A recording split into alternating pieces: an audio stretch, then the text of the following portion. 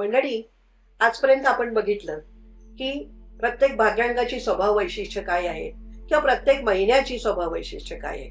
पण आज आपण हे बघणार आहोत की भाग्यांकाचा वापर आपण कुठे कुठे कसा कसा करू शकतो आणि शुभवार, शुभ रंग, शुभ वर्ष आणि शुभ तारखा हे भाग्यांकावरनं काढून त्याचा आपल्या यशासाठी पायरीसारखा उपयोग आपण कसा करून घेऊ शकतो. नमस्कार मंडळी, मी डॉक्टर अंजली ठोंबरे. माझं आणि आपल्या सर्वांचं युट्यूब चॅनल अंजली टी वाचन याच्यावरती तुम्हा सर्वांचं पुनश्च स्वागत करते. प्रत्येकाने आपापला भाग्यांक उत्तम पद्धतीने कसा वापरावा, बरं त्याच्याच बरोबरीने शुभ रंग सुद्धा कसे वापरावेत आणि त्या भाग्यांकाचे जे शुभ वार आहेत ते कसे वापरावेत, या दृष्टीने आज आपण चर्चा करणार आहोत. 1 ऑक्टोबर 2025 या दिवशी आपला जो व्हिडिओ रिलीज झालाय ना, त्याच्यामध्ये भाग्यांक आणि प्रारब्ध अंक हा काय विचार आहे हे आपण त्याच्यामध्ये मांडलेलं आहे. ते जर तुम्ही बघितलं असेल तर हरकतच नाही, पण नाही तर त्याची लिंक आपल्या डिस्क्रिप्शन बॉक्स मध्ये दिलेली आहे. ती एकदा तुम्ही परत बघून घ्यावीत अशी माझी सूचना आहे. तरी थोडंसं आपण रिकॉल करून बघूया. प्रत्येक जन्मतारखेतनं ना आपल्याला 2 अंक मिळतात. एक भाग्यांक मिळतो आणि एक प्रारब्ध अंक मिळतो.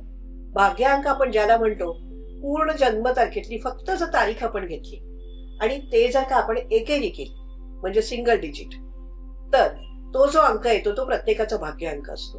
आणि पूर्ण जन्मतारखेची बेरीज करून तोही सिंगल डिजिट किंवा एकेरी अंक जो येतो तो त्या व्यक्तीचा प्रारब्ध अंक असतो. आणि ना मंडळी, उदाहरणादाखल आपण आजचीच तारीख घेऊया, 29/7/2026.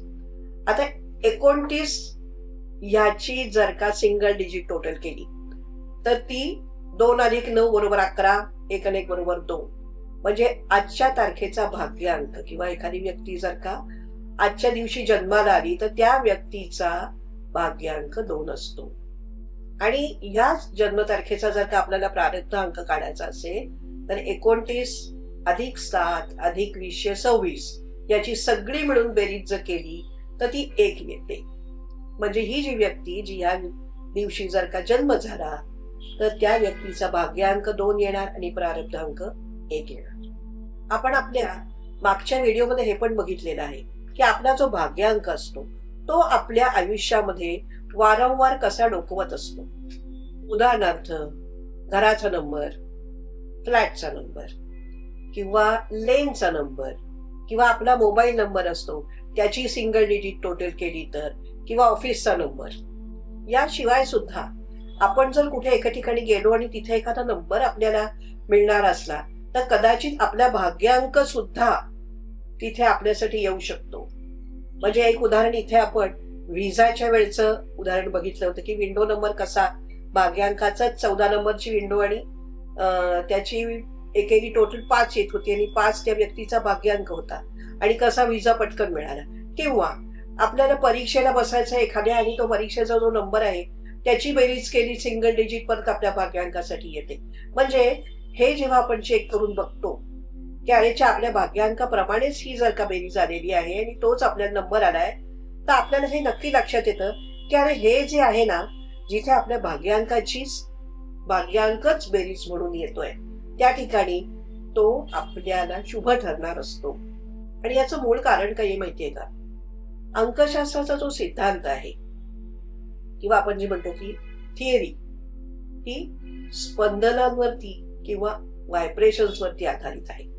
जिथे तुमची व्हायब्रेशन्स परफेक्टली मॅच होतात त्या ठिकाणी तुम्ही केलेल्या कष्टाला त्या प्रमाणात यश मिळतं. पण जर व्हायब्रेशन्स मॅच होत नसतील तर मात्र आपल्याला आपण कष्ट जास्त केले त्या मानाने यश कमी मिळालं असं होतं. म्हणूनच भाग्यांक हा आपल्याला ज्या वेळेला येतो, हॉटेलच्या रूमचा आहे किंवा आपण जी आता बाकी चर्चा केली त्यावेळेला जिथे येतो ना, तेव्हा आपल्याला लक्षात येतं की हे आपल्याला शुभ ठरणार आहे, म्हणूनच आपण त्याला भाग्यांक म्हणतो. आता म्हणूनच आपण अशा ठिकाणी येतोय का की तू प्रत्येक भाग्यांकाच्या साठी शुभ तारखा कुठच्या असतात. उदाहरणार्थ, एक भाग्यांक असेल ज्या व्यक्तींचा, त्यांच्यासाठी शुभ तारखा कुठच्या आहेत ज्यांची बेरीज 1 येते. उदाहरणार्थ 1, 10, 19 आणि 28. भाग्यांक 2 असेल तर 2, 11, 20, 29. ज्यांची सिंगल डिजिट बेरीज 2 येते. भाग्यांक 3 असेल तर 3, 12, 21, 30. 4 असताना 4, 13, 22, 31. 5 असताना 5, 14, 23. समजा भाग्यांक 6 आहे तर त्या व्यक्तींच्यासाठी शुभ तारखा कुठच्या असतील? 6, 15 आणि 24. 7 वाल्यांच्यासाठी 7, 16, 25. 8 भाग्यांक असेल तर त्यांच्या शुभ तारखा कुठच्या येणार? 8, 17 आणि 26. आणि अर्थातच 9 वाल्यांच्यासाठी येणार 9, 18 आणि 27. आणि अर्थातच आता सूचना अशी आहे की ज्या व्यक्तींचे हे भाग्यांक आहेत ना, त्यांनी आपल्या आपल्या भाग्यांकाला ज्या शुभ तारखा दिलेल्या आहेत किंवा ज्या मी तारखा सांगतेय त्या तुम्हाला शुभ ठरतायत का? किंवा तुमची महत्वाची कामं तुम्ही त्या दिवशी तुमची होतायत का? कधीतरी असं होतं की आपण 2दा 3दा तिथे जाऊन पण ते काम होत नाही, पण अचानक अशा दिवशी फोनवरती पण आपलं काम ते होऊन जातं. असं होतंय का हे तपासून पाहू. आणि जेव्हा तुमच्या हे लक्षात येईल ना की या तारखा आपल्याला शुभ होत आहेत, त्यावेळेला मग पुढची पायरी काय येणार आहे? तर आपली महत्वाची कामं मुद्दाम या तारखांना ठेवणं. म्हणजे आपण भाग्यांकाचा सुजाणपणे वापर करायला लागलेलो आहोत. आता आपण इथे आपले शुभ वारही बघणार आहोत. मंडळी, हे वार सुद्धा भाग्यांकावरच ठरणार आहेत बरं का. आता हे बघा, 1 हा अंक आहे, त्याच्यावरती रवीचा अंमल आहे, म्हणून 1 साठी रविवार, 2 साठी सोमवार, 3 साठी गुरुवार, 4 भाग्यांकासाठी परत शुभवार आहे रविवार, 5 साठी बुधवार, 6 साठी शुक्रवार, 7 साठी सोमवार, 8 भाग्यांक, 8 वरती अंमल आहे शनीचा म्हणून शनिवार, आणि 9 ज्याच्यावरती मंगळाचा अंमल आहे त्यांच्यासाठी मंगळवार. हे शुभवार ठरतात. आपल्या भाग्यांकाचे वार सुद्धा आपण आपल्या महत्वाच्या कामाला ठेवू शकतो. रादर ठेवावेत. काय आहे, स्पंदनही 100% तिथे जोडलेली आहेत आणि आपली महत्वाची कामं त्या दिवशी आपली उरकून घ्यावी. आणि तुम्हाला लक्षात येईल की आपल्या महत्वाच्या कामांच्यासाठी आपले वार सुद्धा शुभ ठरतायत. याच्या वापराने आपण जास्तीत जास्त यशस्वी होऊ शकतो. आता आपण जातोय दुग्ध शर्करा योग. म्हणजे तारीख पण आपलीच आहे आणि वारही आपलाच आहे. एखादं उदाहरण घ्यायचं म्हटलं तर समजा 3 भाग्यांकाची व्यक्ती आहे, त्या दिवशी 12 तारीख आलेली आहे आणि गुरुवार पण आलेला आहे, म्हणजे दुग्ध शर्करा योग. म्हणजे काय आहे, गुरुवार आहे तर 100% आपला दिवस, परत 12 तारीख आहे म्हणजे 100% आपला दिवस. म्हणजे हा दिवस ज्या वेळेला गुरुवारी 12 तारीख आहे किंवा 3 आहे किंवा 21 आहे किंवा 30 आहे, 200% तो दिवस आपला आहे. मंडळी, आपली महत्वाची कामं त्या दिवशी का होणार नाहीत? वापरून तर पहा. अजून एक उदाहरण जर घ्यायचं म्हटलं तर 5 तारीख, 14 तारीख आणि 23 तारीख जर बुधवारी येत असेल तर 5 भाग्यांकाच्या मंडळींच्यासाठी परत हा 200% त्यांचा दिवस होतो. आणि हा फक्त त्यांच्यासाठी नाही, प्रत्येकासाठी आपल्या भाग्यांकाची तारीख आणि आपल्या भाग्यांकाचा वार जेव्हा एकत्र येत असेल त्यावेळेला तो दिवस 200% आपल्यासाठी शुभ असतो. मग आपली महत्वाची कामं मंडळी ठेवा. आणि ना, ते वापरून झाल्यानंतर तुमच्या कामांमध्ये कसे फायदे झाले, तुम्हाला कसं लक्षात आलं, कमेंट बॉक्समध्ये जरूर पाठवा. आता आपण शुभ वर्षांच्याकडे वळणार आहोत. परत शुभ वर्षही भाग्यांकावरच ठरतात. काय आहे माहितीये का, एक महत्वाची गोष्ट अशी आहे, ज्या वेळेला एखादी गोष्ट आपण म्हणतो की मला नाही मिळाली, त्यावेळेला आपण असं म्हणतो का माझ्या भाग्यातच हे नव्हतं?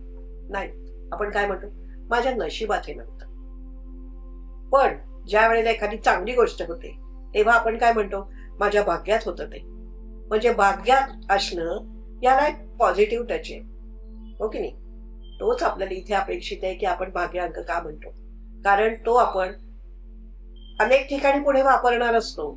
आज आपण सगळंच घेऊ शकणार नाही त्याच्यातलं, पण आज महत्वाच्या 3-4 गोष्टी घेतोय आपण आणि ते तुम्ही वापरून, म्हणजे माझा जो उद्देश आहे ना, अंकशास्त्र तुम्ही तुमच्या रोजच्या ह्याच्यात वापरा आणि त्याचा फायदा करून स्वतः जास्तीत जास्त यशस्वी व्हायला लागा. तो मला उपयोग ह्याच्यातून तुमच्याकडून अपेक्षित आहे.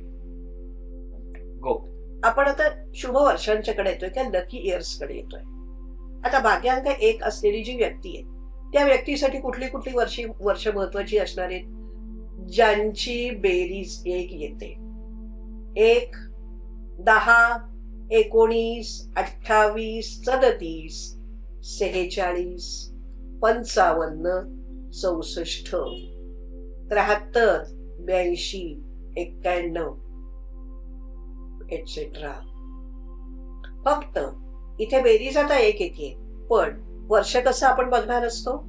आता समजा 10 आपल्याला हे वापरायचंय, ते वर्ष वापरायचं, तर 9 पूर्ण आणि 10वं वर्ष सुरू आहे म्हणजे रनिंग इयर हे आपण बघणार असतो. म्हणजे आपण जेव्हा शुभ वर्षाचा विचार करतो ना, त्यावेळेला आपण रनिंग इयरचा विचार करत असतो. 9 पूर्ण झाल्यानंतर 10वं वर्ष सुरू झालं ना, मग ते पूर्ण होईस्तोपर्यंतचं जे वर्ष आहे ते त्या व्यक्तीसाठी शुभ वर्ष असतं. मंडळी, तुमचे भाग्यांकाचे जे आहेत ना, अशी जी वर्ष येतील त्यावेळेला बघा तर खरं तुमच्या आयुष्यात काय काय शुभ घटना घडल्या आहेत. त्या शुभ वर्षांचा वापर आपण कसा करू शकतो? एखादी गोष्ट आपल्याला नवीन सुरू करायची किंवा काहीतरी नवीन शिक्षण घ्यायचंय आपल्याला कामामध्ये काहीतरी असं वाटतंय की अरे बरेच दिवस माझ्या डोक्यात काहीतरी चाललंय आणि एखादी गोष्ट करून बघावी अशी वाटते. ही वर्ष त्याच्यासाठी अत्यंत उपयोगी असतात. कारण का? तुमची व्हायब्रेशन्स त्या वर्षाशी पूर्ण जुळलेली आहे.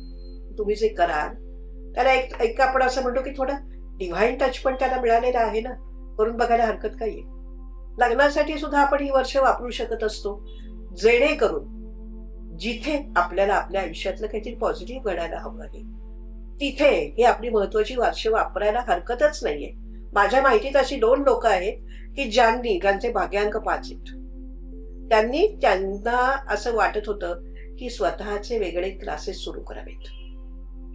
बरोबर त्यांनी एका व्यक्तीने आपलं 32वं वर्ष धरलं होतं आणि एका व्यक्तीने आपलं 41 वर्ष सुरू केलं होतं. आणि अर्थात 5 नंबर उत्तम टीचर असतोच आणि ही त्यांनी त्यांची शुभ वर्ष घेतल्यामुळे रनिंग इयर घेतल्याने आज ते यशस्वी क्लासवाले म्हणून ओळखले जातात.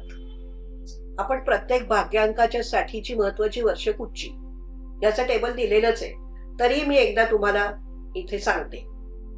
भाग्यांक 2 दुसरं वर्ष, 11वं वर्ष, 20वं, 29वं, 38वं, 47वं. त्याच्यानंतर जिथे जिथे 2 बेरीज येते ती.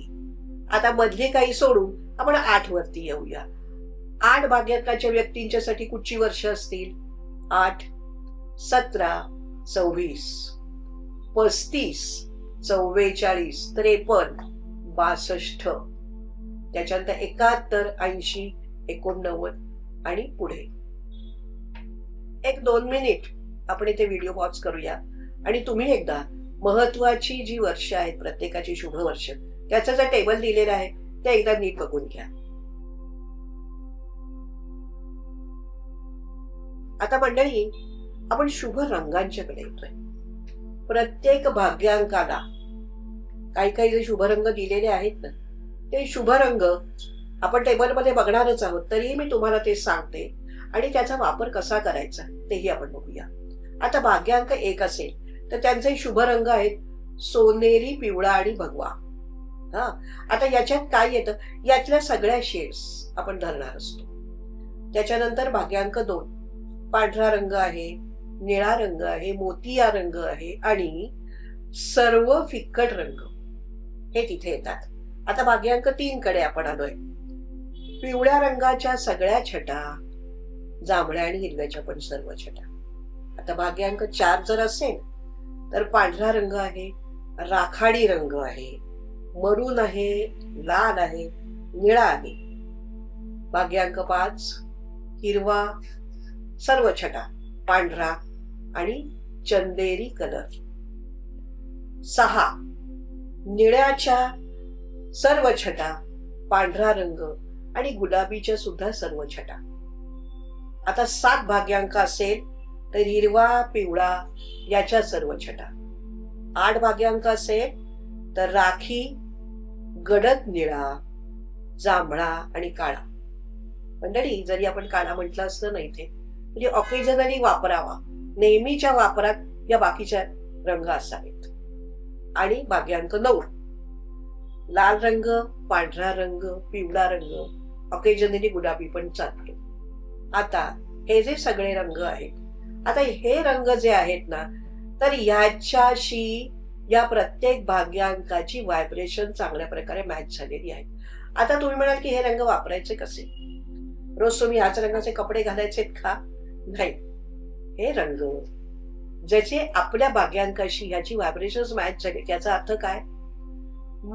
ही सुद्धा एक कलर थेरपी आहे बरं का. ज्या वेळेला हे रंग आपल्या आसपास असतात, म्हणजे घरामध्ये म्हटलं तर तुमच्या